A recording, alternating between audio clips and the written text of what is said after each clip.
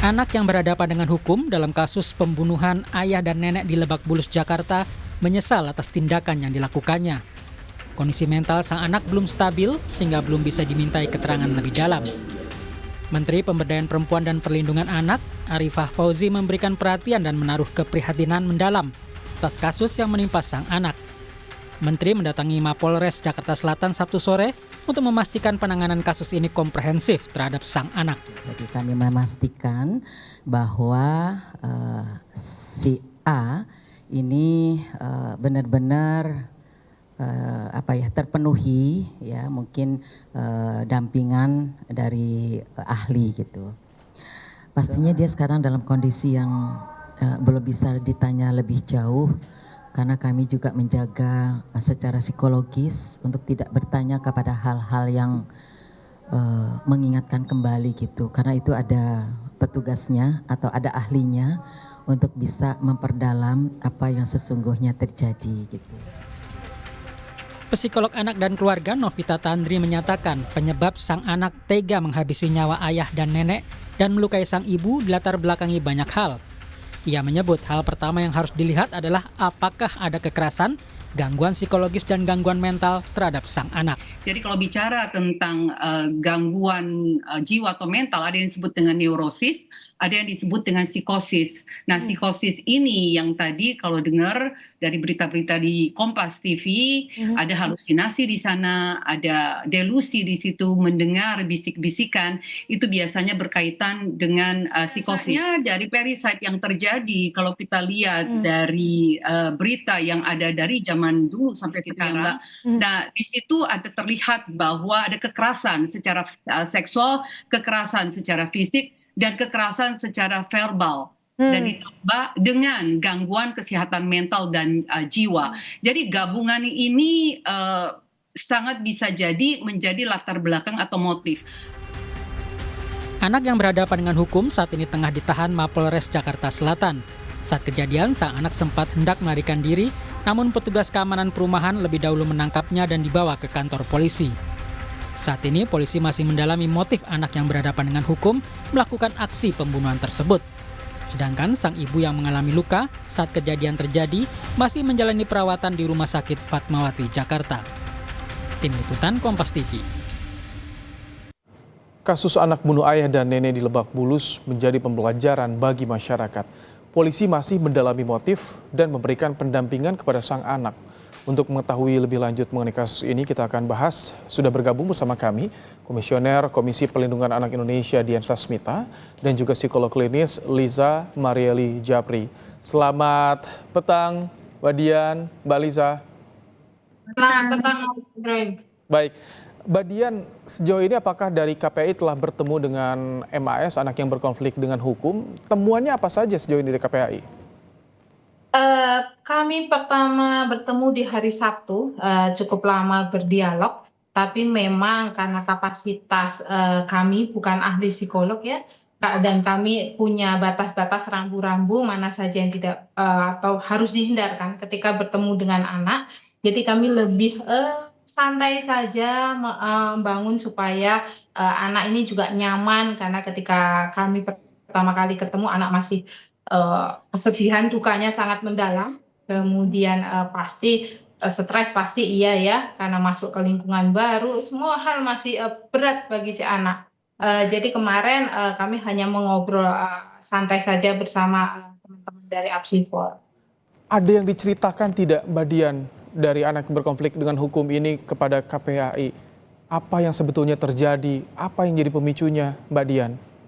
Nah, kalau terkait substansi kasus memang kami tidak berani masuk ya Mas ya, karena kami sangat menghargai dan kami tidak ingin malah nanti menghambat proses pengungkapan kasus ini yang dilakukan oleh penyidik dan teman-teman Apsifor. Jadi kami tidak ingin mengurangi memori anak dengan pertanyaan yang diulang-ulang, karena dia pasti akan bertemu dengan teman-teman penyidik, teman-teman lainnya yang akan bertanya soal kasus. Jadi kalau kemarin kami lebih kepada ya say hello biasa, apa kesukaan dia, sudah makan belum, hal-hal sederhana saja. Oke, baik. Mbak Lisa, melihat kasus yang terjadi di Jakarta Selatan ini, kan ada banyak sekali kabar fakta-fakta yang juga disampaikan oleh polisi. Apa yang bisa Anda cermati? Kira-kira apa yang jadi pemicu kasus ini bisa terjadi, Mbak Lisa? Rasanya kalau untuk jawaban yang pasti untuk itu sih kita harus tetap menunggu hasil pemeriksaan dari kepolisian ya. Karena kan sampai dengan saat ini juga masih belum bisa digali lebih lanjut dari sang anak tersebut juga. Tapi sebenarnya ada banyak sekali faktor yang bisa menyebabkan seseorang sampai melakukan tindakan se-ekstrim ini. Kalau kita berbicara tindakan ekstrim, agresivitas, kekerasan, itu sebenarnya secara psikologis itu membutuhkan energi bensin yang luar biasa, Mas Ibrahim.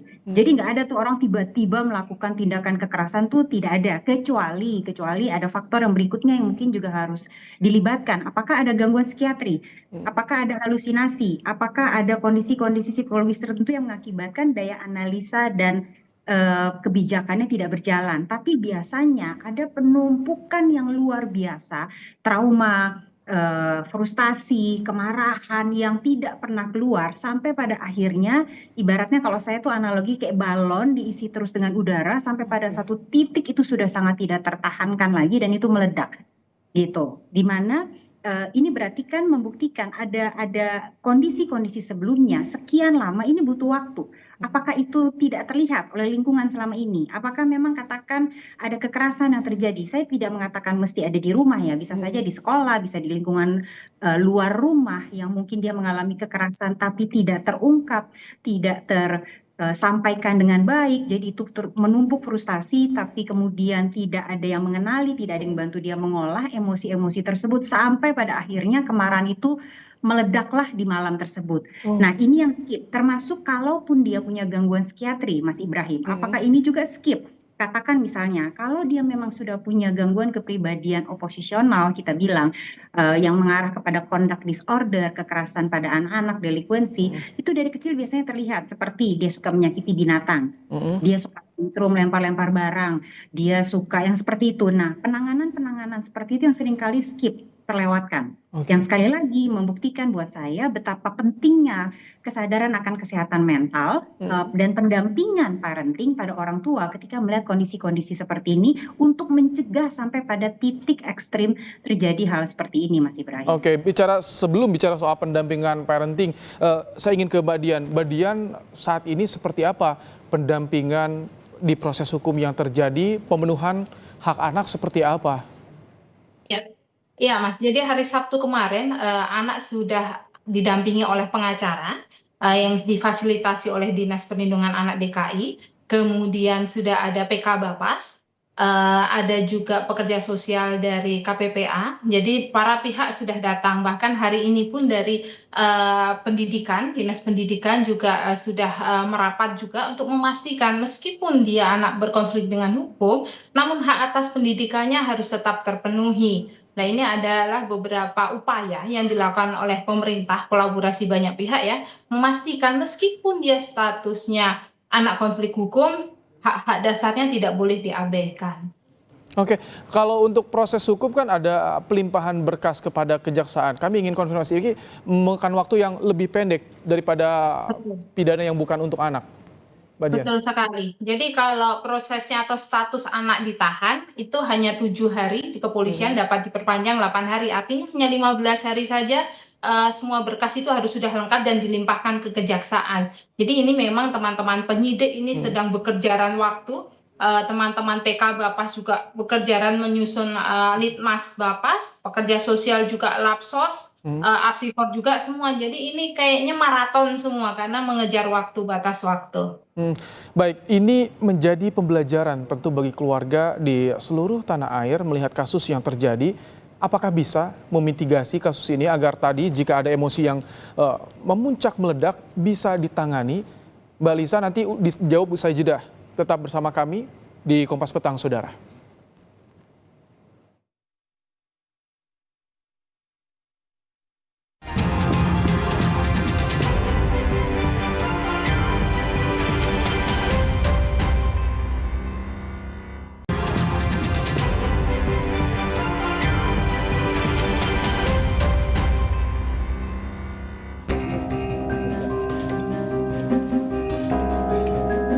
Untuk ibunya nanti kita ambil keterangan Jadi tanpa keterangan ibunya pun ya kita sudah bisa sampai dari titik menentukan posisi anak ini sebagai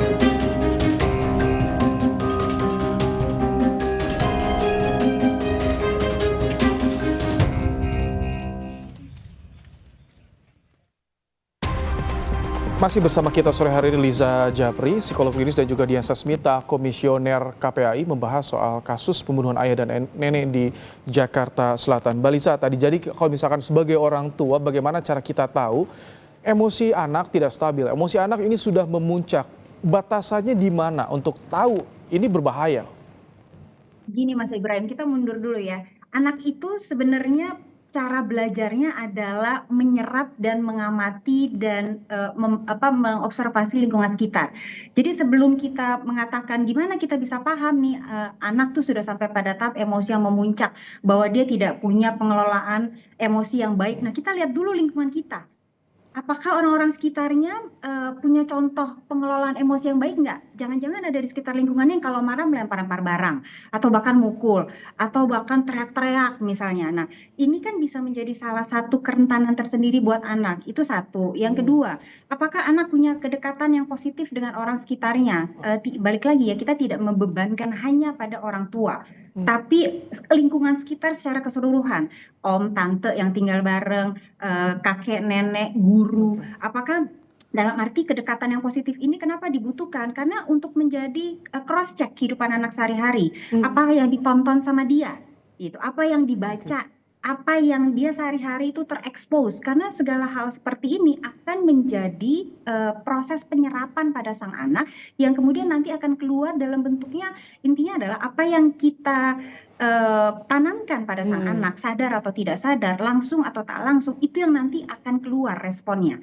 Jadi itu yang harus kita perhatikan. Nah, kalau pertanyaannya apakah terlihat tanda-tanda awal dulu deh anak sudah sampai pada tahap emosi memuncak, katakan kalau anak-anak apakah ada kemunduran kemampuannya dia, misalnya tadinya sudah tidak ngompol lagi gitu kan, berarti apakah ada kecemasan tersendiri, apakah yang tadinya senang bersosialisasi jadi sekarang mengurung diri, apakah tiba-tiba mulai toto dia lagi nonton sesuatu atau sekedar main game saja toto teriak kenceng banget dan lempar barang. Nah, ini kan berarti udah ada tanda-tanda frustasi tertentu. Apakah dia lelah belajar misalnya, yang dia sudah kadang-kadang toto nangis tanpa dia bisa kontrol, tapi kalau ditanya kamu kenapa nangis, nggak tahu gitu. Ini kan ada frustasi yang mampet nih, emosi yang tidak keluar dengan baik, yang orang tua, orang dewasa sekelilingnya itu harus belajar untuk mengeluarkan itu, mengelola itu dengan itu yang harus disadari oleh orang tua, harus peka apa yang dirasakan oleh anak.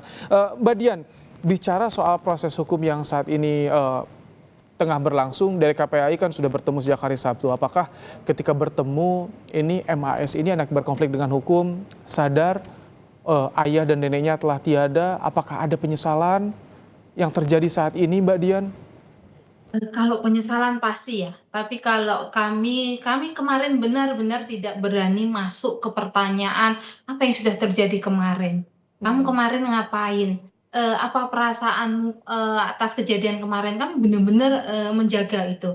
Karena kami tahu bahwa kondisi anak ini masih sangat rapuh sekali. Nggak mungkin kami bebani dengan tambahan pertanyaan-pertanyaan itu. Tapi dari sikap si anak, kelelahan itu, sikap dan ekspresi kelelahan itu tampak, dan duka itu sangat tampak sekali. Namun tadi Mbak Lisa sangat menarik sekali menyampaikan dan mengingatkan kita bahwa kita orang dewasa sekitar anak ini perlu punya keterampilan untuk identifikasi dini terhadap perilaku-perilaku anak ini. Kan nggak mungkin toh anak tiba-tiba langsung meledak, Pak. Mungkin ada indikasi-indikasi khusus. Nah, ini perlunya keterampilan kita semua orang dewasa yang sebagai orang tua juga belajar untuk bagaimana melakukan identifikasi. Tidak hanya orang tua tapi juga lingkungan sekolah ini penting sekali juga diberi keterampilan itu. Misalnya anak tiba-tiba prestasi menurun atau anak tiba-tiba di sekolah lebih murung. Nah, ini tentunya perlu sekali ada respon-respon awal oleh pendidik di sekolah, tidak hanya guru BK ya, karena kalau guru BK kan jumlahnya sangat sedikit ya. Ini juga menjadi perhatian kami di KPAI, kami memberikan masukan kepada Kementerian Pendidikan juga untuk menambah kuota ini, guru BK di tiap sekolah. Jangan rasionya 1:150 siswa, itu sangat-sangat, Tidak jomplang cukup sekali. ya. Kebutuhan Baik. sekarang, anak-anak sekarang itu, dukungan untuk kesehatan mental ini sangat penting sekali, karena akan berpengaruh pada tumbuh kembang anak tidak hanya hari ini dan 1 bulan ke depan, tapi sampai jangka panjang. Jadi Oke, perlu sekali upaya pemerintah dari kasus ini tidak hanya berhenti baik. penanganan kasus, fokus pada kasus, tapi yuk upaya apa yuk yang bisa dilakukan bersama-sama untuk mengurangi resiko anak-anak kita terpapar kekerasan atau melakukan kekerasan. Baik, Mbak Liza, kemarin polisi menyampaikan bahwa pelaku ini mengaku mendapatkan bisikan sebelum kejadian. Ini bisikan seperti ini bisa terjadi atau dipengaruhi oleh apa? Dan bagaimana nanti penyidik menggali pertanyaan kepada kondisi psikis anak yang saat ini tengah drop, Mbak Liza, agar terungkap nih semuanya? Iya, kalau kita berbicara bisikan, pertama yang harus dipastikan apakah itu benar atau tidak. Itu biasanya kalau kita ada SOP-nya ya, dari psikologi itu biasanya nanti ada alat-alat tes untuk membuktikan apakah memang benar ada bisikan. Kalau misalnya memang benar ada bisikan, berarti dia mengalami gangguan psikiatri tertentu. Gangguan psikiatrinya apa ya harus kita gali lebih lanjut lagi tentunya.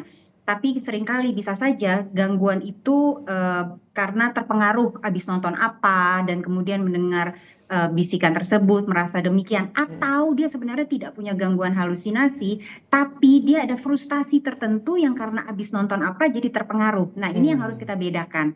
Nah, ini butuh sekali pendampingan dan juga harus ada yang kita sebut sebagai anamnesa, wawancara, observasi, intake data yang dilakukan pada orang di luar anak. Bagaimana dia sehari-hari? Misal, kalau memang betul dia punya gangguan halusinasi, mungkin dulu-dulu sudah pernah terungkap, misalnya dengan temannya dia ngomong misalnya, kemarin Tuhan ngomong sama aku. Nah, itu kan sudah ada tuh sama gurunya. Tadi malam aku ngobrol dong sama Tuhan. Nah, gitu kan ini Tuhan bicara sama aku gitu dalam kondisi yang bukan hanya sekedar lagi berdoa ya, tapi dia meyakini benar-benar mendengar suara Tuhan dan itu sudah pernah terungkap sebelumnya. Oh, berarti benar dia kecenderungannya sangat besar punya gangguan halusinasi misalnya. Ada gangguan delusi juga mungkin. Nah, ini yang harus digali lebih lanjut. Jadi kalau kita berbicara kasus anak, sebenarnya tidak hanya anak yang kita fokuskan dan kita kejar terus untuk mencari datanya, tapi lingkungan sekitar itu harus juga untuk dilakukan anamnesa. Oke, baik. Terima kasih Mbak Liza Marieli Japri, psikolog klinis, dan juga Dian Sasmita, anggota komisioner KPAI, telah bergabung dalam program Kompas Petang sore hari ini.